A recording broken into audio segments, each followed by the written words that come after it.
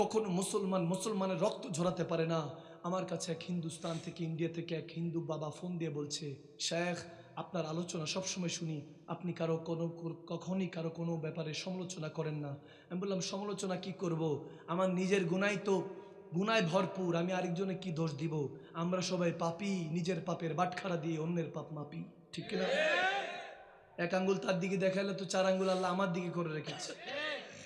আমরাই তো গুনাহগার, আমি নিজেই তো গুনাহগার, আপনাদেরকে কি বলবো? আদম সফিউল্লাহ থেকে এই পর্যন্ত সর্বশ্রেষ্ঠ গুনাহগার দেখতে হলে আমার দিকে তাকান।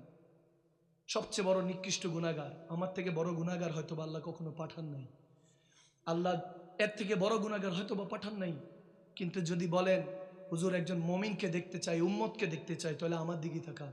গুনাহগার হতে পারি কিন্তু আমার নবীর গাদ্দার না, বেঈমান না। আমরা সুন্নি মুসলমানরা মরে যাব, কিন্তু আল্লাহ রাসূলের সাথে কখনো গাদ্দারি করতে পারবো না। এই শিক্ষা আমাদের আকাবিরিনরা দেন নাই।